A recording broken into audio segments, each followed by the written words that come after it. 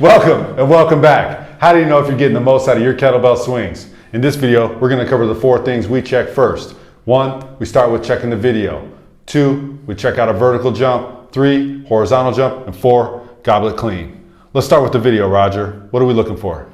We're looking for this position. All right, everybody do it. So when you want to stand, let's go ahead and stand tall.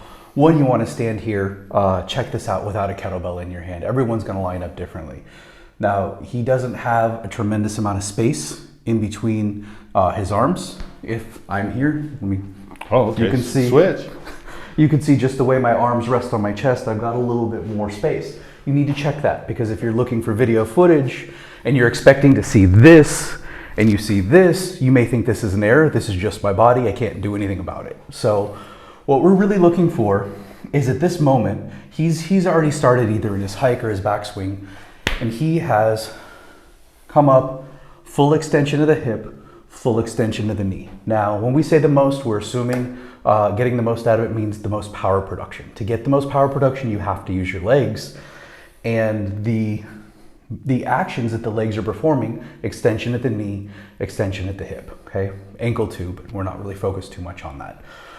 At this moment, if he has fully extended hips, fully extended knees, the kettlebell should not be above the level of the waist. It should not be leading. If the kettlebell is already here and he's just locking out, something had to raise it from here to here, and was not his legs. It was his back or his arms, probably his back, depending upon the weight of the bell.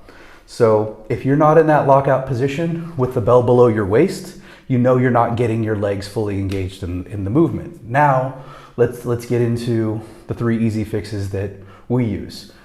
A vertical jump. We use a hinge or a deadlift to teach a kettlebell swing, but we don't talk about the similarity between the two because we don't think they're very similar. We think a jump is a lot more similar to a kettlebell swing. It's actually a ballistic movement. So we find whatever somebody's stance is, so let's go and get in what your regular swing stance would be, okay? And we teach people to just go straight up in the air, and land soft. There are different variations of this, but this is the basic idea. Can you get into a jump? We do like to add the arms sometimes, okay? We wanna know, can the arms reach back? Yes, the mechanics are gonna be different because they're not reaching between the legs, but you can do that as well, okay? So what we want is, can you experience the feeling of getting ballistic? That's what we want with our vertical jump. Now, horizontal jump, generally swings are going to focus more on a horizontal trajectory, horizontal force production. So we want to give someone that experience, and we'll have someone jump forward and back. Okay, so forward, you'll put a little more weight on the toes. You'll get the quads involved. You feel those a little bit more. When you jump back, you're probably going to feel the middle of your foot. You're going to feel your heel a little bit more. Huh? Okay. Yeah. So we're looking to get a good even force, good even weight distribution there, and to show somebody what it's going to feel like to generate more horizontal force. Now, the last thing we're going to do is a goblet clean. The goal with the goblet clean, line up bell in between your feet. He's bringing that bell from the floor. He's bringing that bell from the floor up to the rack position. And you're gonna notice that bell is gonna skip. It's gonna actually leave his hands, and he's gotta come up, change his grip. If he uses his legs, he's free to change that grip. If he's holding the whole time with his arms, he's not getting the legs involved. So this is using the kettlebell as a nice tool for feedback. Okay, let's even get it higher. Let's go, really get those legs involved. Good, a little bit higher.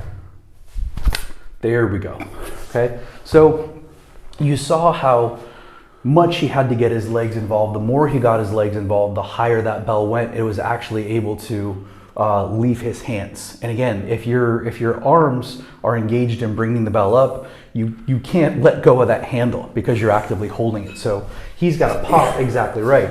So he's got to pop with his legs, and then that bell is going to get free. Stop doing that. There we go. So he's once his legs right around here, pop. Once he's done that, he can let go of the bell and then catch it here. It's almost like playing catch with yourself. And that's the last thing we do. Watch the video, we go vertical, we go horizontal, forward and back, then we do the goblet clean. Then obviously we want to integrate that back into the swing. Then we say, hey, these are the things that we're working on, or this is the thing that I want you to focus on this time. We go back to the video. Improvement, yes or no? And there it is. Couple of things. You don't have to touch the rim on your vertical jump. You just got to get fully extended. And when you do this goblet clean, don't bust your teeth out. All right? Be mindful of that. Start light if you have to. And lastly, bonus, if you got your timing down, this all gets better. Be patient to wait for your arms to connect back to your body. Be patient to let your legs do the work and your hips finish before the bell leaves. Anything else? Nope, we're good. All right. Thanks for checking us out. Download Bells by Iron Revival for the Apple App Store. And you know what we say. Stay